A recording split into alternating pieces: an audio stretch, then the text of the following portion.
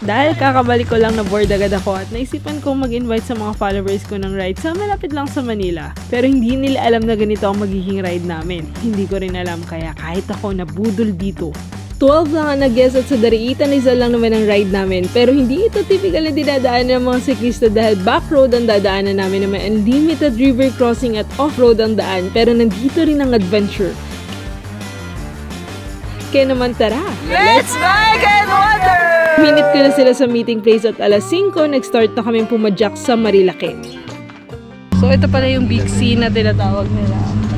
Malayo pala, nakita ko na sila. Pagkatapos ng 4 na oras sa kalsada, lumiko na kami pero kumain muna bago mag-offroad dahil mag-start na ang totoong adventure. Ito na ata yung last community dito because after this, it's gonna be all river crossing. Lumiko na ulit kami, muntik pang maligaw. Buti na lang din may Garmin H540 solar ako at nag-navigate din ito dahil may sinave akong mapa. Single track na dinaanan namin at napakatahimik na lugar. Kabayo at bisikleta na lang kasi ang nakakadaan dito at bumungan na sa amin ng ilog.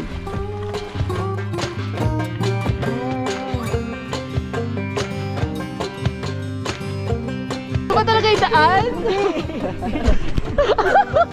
Di ba sure? Di ba sure? Wow! Napalaban din yung dalawa namin kasamang naka-drop bar dito at medyo nag-ahiwa-hiwalay na kami kaya naglagay na kami ng trail sign para hindi maligaw ang iba. Hindi ko alam kung nagsisisi ba silang sumama sa ride na to. Layo po kasi sa road, yung pagod lang yung nakukuha. Tapos dito, yung... Hindi ko ma-explain eh. Sobrang sayo ng puso.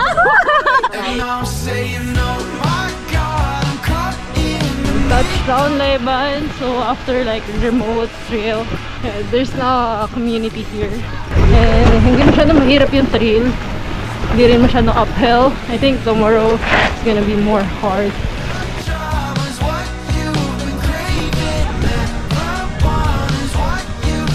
Pagkatapos ng unlimited river crossing ay nadaanan na namin ng isang community. May mga kabahayan na dito at mukhang accessible na ito ng sasakyan. Lato-lato nyo? Lato-lato. Basag na po. Basag na.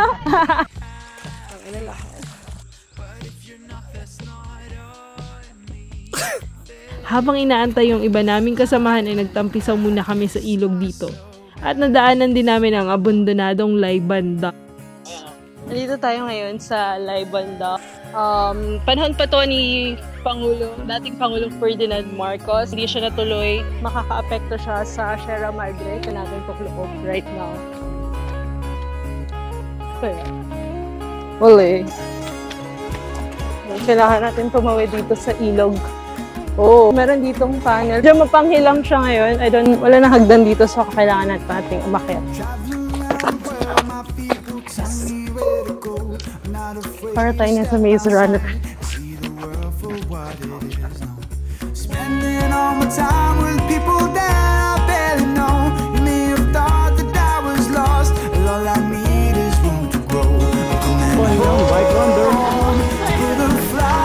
I didn't expect na abot kami for 10 hours of cycling. I thought kaya siya in 7 hours. Although sabi naman ni Kumut, 8 hours talaga. Yeah, but thankfully it rained, no. We're kind of delayed because we have to wait for others. And yun din yung disadvantage pag group rides. So, kailangan mo rin piliin yung mga kasama mo. Kaya na lang tulay dito, nasira nga lang daw. Dati nung nakapunta ko dito like 6 years ago, ito yung second hike sa Mount Dariitan na hindi ko natapos dahil pag umuulan nagiging major siya. So yan, pag tumawid tayo dito, magbabayad tayo sa magandang Daraitan. Wala nang bangbayad ng bike. Oh.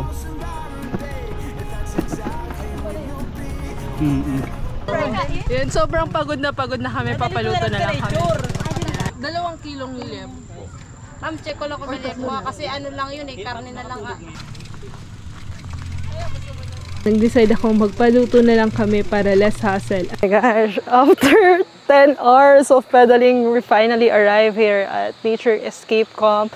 And dito kami magka-camp, but try not to camp, but to stay in their accommodation. Actually, plan ko talaga to. I'm just gonna tour you around here at Nature Escape Camp. So what I like about this place, it's just nearby the Raitan and it's in front of river here. Pwede kayo mag-pitch ng tent dito for 500 pesos. Yung mga accommodation nila is around 3,200 and meron din silang villa doon that good for 11 to 15 packs and may yung isang villa is good for 20 packs. We're just gonna tour you around this place. And so meron sila ditong kitchen, so hindi na natin kailangan magdala ng cookware. So kung gusto niyo ng medyo managed campsite, so yan may mga ano sila dito, lutuan. Ito, lutuan. Tapos, yun, dito kayo maghuhugas ng pinggan. Tapos ito yung view natin. Wow, amazing. Pero sisipagin ako maghugas ng pinggan dito. Ayan, tingnan natin kung anong meron dito sa taas. Pag-akyat natin dito sa taas, so kapag nag-stay ka doon sa mga hut doon, meron din kayong access dito, pwede kayong tumambay. Actually, ang ganda dito mag-work from home. Pwede dito, ito yung common area nila, like tatambay-tambay ka dito. Oh! With the view of this river, nice! So, meron din ditong bed, like tambayan for like barkada and all, couple, whether it's solo traveler like me. So, tingnan natin kung ano meron sa baba. And so, meron sila ditong CR. So, ano na siya, established campsite and like Airbnb villa.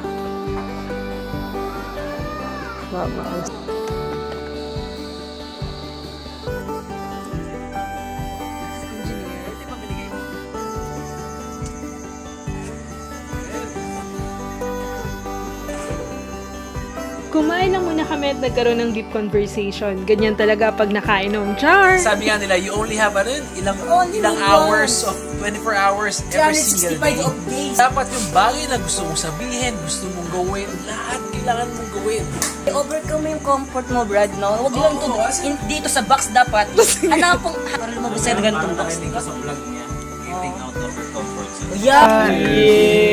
Tigilan natin to because it's another day of adventure dito sa Nature Escape Camp. Narelax ako sa tulog ko dito at umaga pa lang nature detox ka dahil pagising mo, ilog agad ang makikita mo. Maulan pa rin at part talaga ng itinerary ko mag-river tubing. 350 ang bayad per person dito at perfecto ngayong tag-ulan. Hinatid lang kami ng tricycle at start ng adventure. Ayun nga lang, kinakailangan ng effort dito dahil mahina rin ang agos ng time na to, pero masaya pa rin. Pagkatapos nito ay pumadyak na kami papunta ng Pinilia Backdoor.